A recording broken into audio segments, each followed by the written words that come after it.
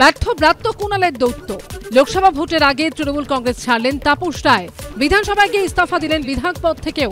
1 মার্চে দলীয় সমস্ত পদ থেকে ইস্তফা দেন বরানগরের তৃণমূল বিধায়ক। আর যাই হোক, তৃণমূল কংগ্রেস আমার জন্য নয়, মন্তব্য তাপস রায়ের। মমতা ব্যানার্জি, অভিষেক ব্যানার্জি কেউ কন্ট্যাক্ট করেছিল আমার সঙ্গে? আগে, এখন না, আগে এই তো আগে অনেকবারই কথা হয়েছে। মানে মাননীয় মুখ্যমন্ত্রীর কোনো কথা হয়নি। শেখ শাহজাহানকে ইডি টার্গেট করেছে এমন কথাও বিধানসভায় মুখ্যমন্ত্রী বলেছেন, অথচ আমায় নিয়ে কিছু বলেননি, মন্তব্য তাপস রায়ের। তিনি যখন বক্তৃতা দিলেন বিধানসভায়, আমার বাড়ি ইডি অভিযান, এটা উল্লেখ করতেই পারতেন। তিনি শেখ শাহজাহানকে ইডি টার্গেট করেছে সেটা বললেন।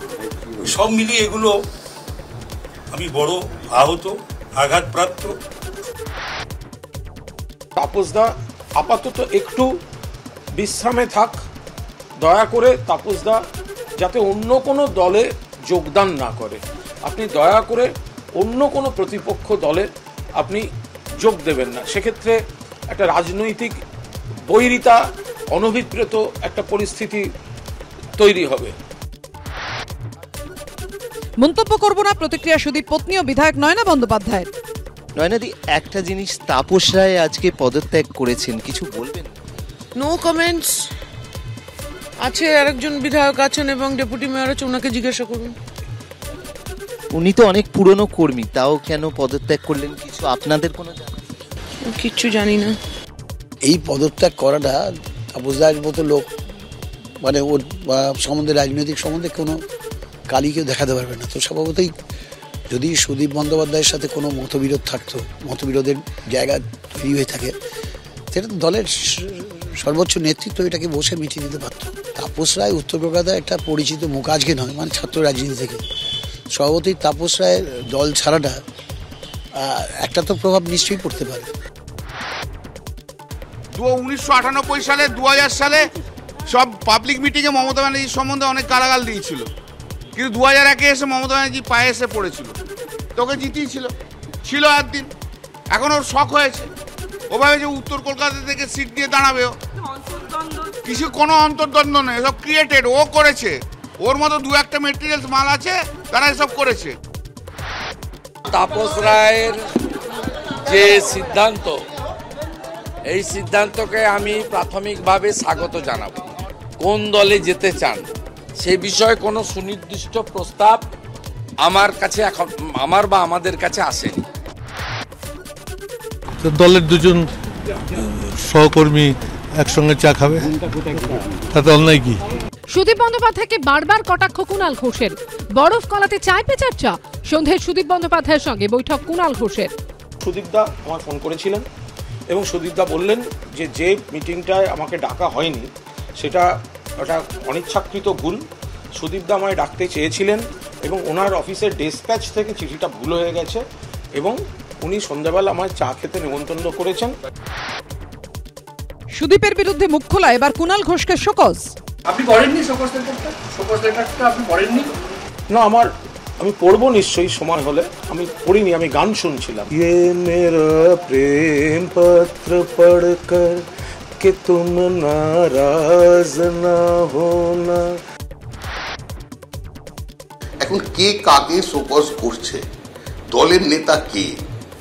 সাধারণ সম্পাদক তো জানি কুণাল ঘোষ, তিনি বলছেন কেউ শোকজ করছে, তিনি পদত্যাগ করছেন, আবার তিনি বলছেন তৃণমূল এখন ডুবছে। সব মামলা থেকে অব্যাহতি নিলেন বিচারপতি অভিজিৎ গঙ্গোপাধ্যায়। আপনি চলে গেলে অনেক ক্ষতি হবে, আমাদের ছেড়ে যাবেন না, আরজি আইনজীবী কমলেশ ভট্টাচার্য। আমি এখন থেকে নিজেকে অন্য কাজে নিয়োজিত করব, মন্তব্য বিচারপতি অভিজিৎ গঙ্গোপাধ্যায়ের। সমস্ত রাজনৈতিক পক্ষপাত দুষ্ট জাজমেন্ট হয়েছে, একটা বিচার ব্যবস্থার কলঙ্ক একটা। যেখানে যাচ্ছেন হারছেন, সরকারি টাকা নষ্ট হচ্ছে, কোর্টে বলুন। লোকসভা ভোটের প্রস্তুতি খতিয়ে দেখতে 8টি রাজনৈতিক দলের সঙ্গে বৈঠক নির্বাচন কমিশনের ফুল বেঞ্চের। বৈঠকে সন্দেশখালী প্রসঙ্গ তুলে নিরাপত্তার দাবি বিজেপির প্রতিনিধি দলের। লোকসভা ভোট এক দফায় করাতে কমিশনের কাছে দাবি তৃণমূলের। কেন একদিনে নির্বাচন করা হবে না? প্রাইম মিনিস্টার নরেন্দ্র মোদী আর home minister Amit Shah election campaigning করবে তার জন্য। সন্দেশখালী নিয়ে বসিরহাটের এসপিকে তুলোধনা নির্বাচন কমিশনের। সন্দেশখালীতে ভয় দেখানো, বোমাবাজির ঘটনা, ধর্ষণের ঘটনা ঘটলে সিনিয়র অফিসারদের সরিয়ে দেওয়া হবে, বসিরহাটের এসপিকে হুঁশিয়ারি নির্বাচন কমিশনের। ভুয়ো ভোটার নেই সরব নির্বাচন কমিশনের ফুল বেঞ্চ। ভোটার তালিকা থেকে কেন মৃত ব্যক্তিদের বাদ দেওয়া হচ্ছে না? ফুল বেঞ্চের প্রশ্নের মুখে একাধিক জেলার জেলা শাসক। হিংসা পুরোপুরি বন্ধ করতে হবে, কড়া বার্তা চিফ ইলেকশন কমিশনারের। বেজে গিয়েছে লোকসভা ভোটের দামামা। গতকাল থেকেই কলকাতায় শুরু হয়েছে কেন্দ্রীয় বাহিনীর রুট মার্চ। আজ রবীন্দ্র সরণি ও গল্ফ গ্রিন থানা এলাকার বিভিন্ন জায়গায় টহল দিলেন বিএসএফ জওয়ানরা। আইনসভায় ঘুষ মামলায় সুপ্রিম কোর্টের নজিরবিহীন নির্দেশ। সাংসদ ও বিধায়করা এইসব অভিযোগে দায়ের মামলা থেকে রক্ষা কবচ পাবেন না, জানালো সুপ্রিম কোর্ট। সুপ্রিম কোর্টের প্রধান বিচারপতির নেতৃত্বে 7 বিচারপতির বেঞ্চের নির্দেশ। 1998 নির্দেশের সংশোধন করল সর্বোচ্চ আদালত। সেন্ট্রাল পার্ক এলাকা আমরা দেখাচ্ছি সেই ছবি, সল্টলেকের সেন্ট্রাল পার্কের মেট্রো স্টেশনে 2016 উচ্চ প্রাথমিকের চাকরি প্রার্থীদের বিক্ষোভে উত্তাল সল্টলেক। এসএসসি ভবন অভিযান আটকে দিল পুলিশ। চাকরি প্রার্থীদের টেনে হিঁচড়ে তোলা হয় প্রিজন ভ্যানে। এবার 2022-এর টেট চাকরি প্রার্থীরা রাস্তায়। শিয়ালদা থেকে শ্যামবাজার পর্যন্ত জামা খুলে প্রতিবাদ মিছিল চাকরি প্রার্থীদের। সোমবার প্রথম কাজের দিনে উত্তাল মহানগরীর রাজপথ।